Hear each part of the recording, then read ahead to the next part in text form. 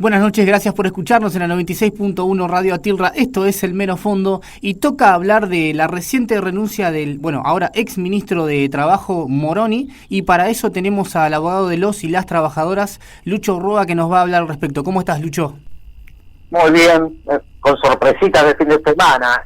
Esta gente renuncia cuando todos estamos en otra cosa. La verdad me agarró por sorpresa. Después de 3 años de resistir en su cargo, no pensé que no fuera a terminar. Me hace acordar una vieja canción de Barón Rojo que decía resistiré hasta el fin. Pero bueno. Sí, se fue finalmente Moroni, ¿no? Acá aprovechó un fin de semana largo mientras todos estábamos entretenidos en otros menesteres y nos sacó el placer de disfrutarlo con un buen día de semana, sabiendo que el ministro, que había hecho poquito o nada, depende cómo se lo mire, se iba de su cargo. Pero me parece que es necesario reflexionar un poquitito más en profundo, si se puede, sin me da el cuero, ¿no? Y pensaba que fue una promesa de campaña del Frente de Todos que Trabajo vuelva a ser ministerio como lo había sido siempre, desde que Perón creó la Secretaría de Trabajo y Previsión con rango de ministerio en noviembre del 43. Y en fin, acordate que solo 2 gobiernos habían bajado de categoría al ministerio, la dictadura de Onganía y Macri. Pero recién desembarcado en el gobierno, el 11 de diciembre del 2019, Alberto firmó el decreto 7, por el cual cumplió su promesa electoral. El elegido para ocupar la cartera fue Claudio Moroni, un funcionario ligado a Alberto y que había pasado durante el menemismo por la Superintendencia de Seguros de la Nación, Claro, por el Banco Internacional de Desarrollo y por el directorio del BICE. Desde el comienzo dijimos, su gestión no parecía comenzar nunca. Es más, dejaba la agria sensación de continuidad al punto de pensar que el Ministerio de Trabajo no había tenido su 10 de diciembre.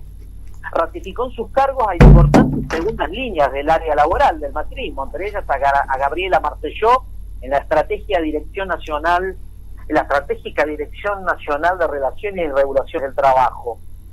Tejió vidriosos consensos con sectores del sindicalismo que no se caracterizaron por su oposición al neoliberalismo, ni el que nació en el 2016 ni el de los 90. En el fondo, los denominados gordos e independientes fueron su soporte real. ¿Qué más de decir de Moroni? Tuvo un comienzo auspicioso con aquel bono en sumas fijas de enero y febrero de 2020, sostén de un primer trimestre de paritarias que parecían repuntar el salario. La pandemia borró luego todo y fue como un espejismo. No, me parece que no habría que apuntarle en el debe lo que no se podía prever, como la pandemia, pero fue en el marco de la pandemia que se cristalizó una relación con el mundo empresarial, que dejó en el freezer las expectativas de los trabajadores.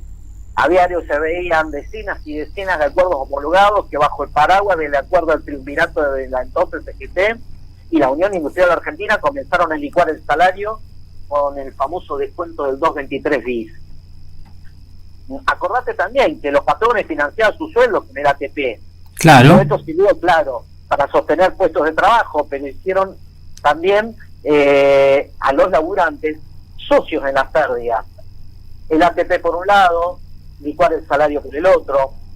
Dejaba atrás la pandemia el salario cuesta abajo, a la vez que hubo una recuperación sostenida del empleo. Una tasa de desempleo que hoy está debajo del 7%, pero que tiene buena parte de los trabajadores en el límite de la línea de la pobreza.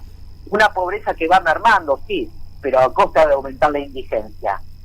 Es claro que no le va hoy a endilgar al ministro los números de la economía que impactan en la panza de los trabajadores, pero sabe a poco, a muy poco lo hecho desde un área del Estado que en todo gobierno peronista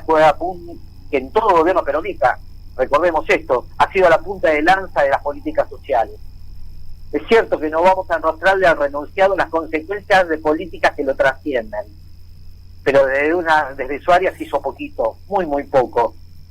Si crece la tasa de actividad, si baja el desempleo, si los trabajadores tienen trabajo, entonces lo que hay que hacer es fortalecer las instituciones laborales, con mucha presencia del Estado, para mejorar las condiciones de trabajo y salariales.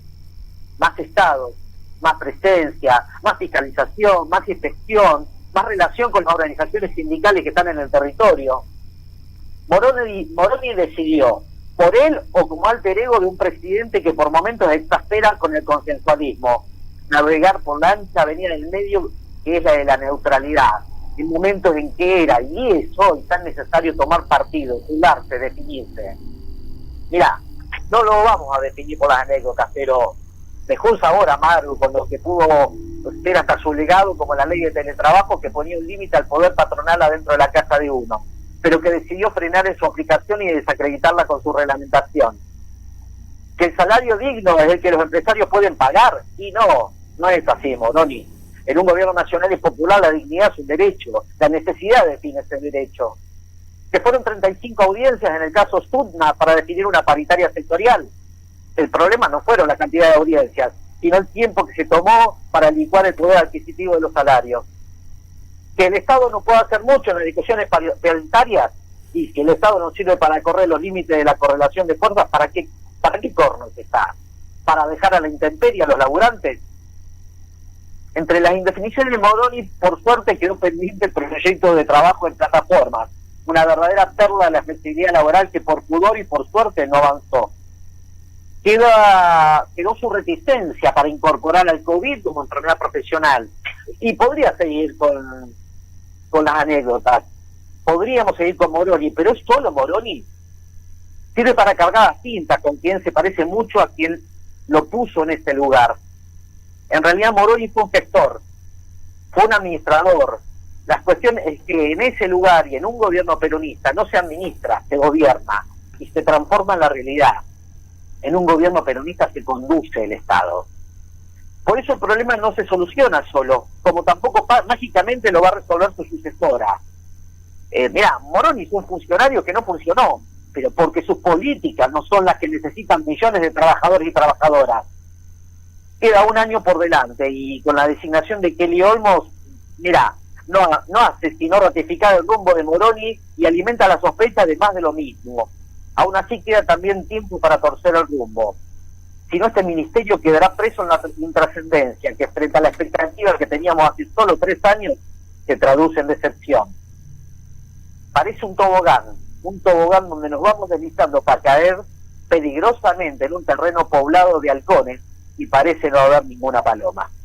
Yo te digo, la verdad me preocupa lo de el Ministerio de Trabajo, porque justamente en este contexto donde tanto se ha deteriorado las condiciones laborales, de hecho, Moroni, por ejemplo, planteaba la idea de que, bueno, no permitía la precarización de las leyes laborales, pero la precarización ocurría de hecho, ocurría en el día a día sin mediación del Estado. Es complejo. Vos fijate que hay más expectativa para la sociedad, qué pasa en el desarrollo social, que qué es lo que pasa en el Ministerio de Trabajo. Y en un gobierno nacional y popular que eso suceda es realmente grave, porque estamos hablando de las condiciones de trabajo de los que tienen empleo hoy, y parece que tiene más envergadura el Ministerio de Desarrollo Social, que pareciera convertirse en un Ministerio de la Pobreza. Con todo respeto, es necesaria las políticas públicas en el área social, pero es casi un botón muy grande de muestra. El tema es que en este contexto pareciera ser que por lo menos este gobierno se limitó a la administración de lo dado, que es simplemente eso, o sea, simplemente lidiar con las consecuencias del enorme ajuste vía inflación que se fue dando en estos últimos años. Sí, pareciera que es literalmente una administración. Y Perón decía, ¿no? El Estado se conduce. Gobernar no es administrar. Gobernar no es hacer una gestión. Gobernar es conducir. Gobernar es transformar. Y creo que eso está faltando. Y ahora con esta nueva ministra, ¿qué perspectiva se abre? ¿Tenemos alguna posibilidad de que la situación en trabajo mejore? Por lo menos que se llame o por lo menos que haya una intervención un poco más activa del Estado, ¿o es más o menos lo mismo? Yo no la conozco. Mirá, te digo la verdad. No quiero cargar las tintas sobre la nueva ministra. Por lo menos le tenemos que dar el beneficio de la duda, pero no pareciera que sale alguien del núcleo duro del presidente y vuelve a entrar alguien del núcleo duro del presidente. Pero el problema no es Moroni ni Kelly Olmos. El problema es son las políticas que el ministerio despliega. Si igual en las políticas, y así vaya Rosa Luxemburgo, va a ser lo mismo. Puedo decir que el problema es de fondo, que podamos torcer, digamos, el rumbo general del gobierno, no solamente del ministerio. Creo que es un tema conceptual, es un problema de fondo, y a mí lo que me parece que esa decisión de cambiar a alguien del núcleo albertista por otra del núcleo albertista da cuenta de continuidad. Preliminarmente uno tiene que avisar de eso, que hay continuidad en lo que se está haciendo y se le va a dar continuidad, y en ese contexto pareciera un gran tobogán, como dije hace un ratito, un gran tobogán que va a deslizar en un nuevo gobierno, que espero que no nos espere pintado de amarillo. Esperemos que no, Lucho, pero está complicado esto, la verdad. Está muy complicado, pero callándonos, sino poniendo desde el pensamiento crítico, pero también desde el compromiso social, las palabras, me parece importante. Son momentos de definiciones, falta un año, se puede hacer mucho, pero lo estamos viendo en los conflictos colectivos, lo está viendo Atilra en el caso de Carlos Casares, ahí en Moctezuma con Lácteo Vidal, lo está viendo en la Federación Gráfica Bonaerense con un conflicto ahora en una gráfica en el Gran Buenos Aires como expresión gráfica. Los halcones del PRO ni siquiera están esperando un nuevo gobierno, están viniendo con nosotros ahora y estando nosotros en el Poder Ejecutivo. Me parece que hay que reaccionar y empezar a hacer un poquitito más no quiero decirlo, pero bueno, hacer un poco de peronismo.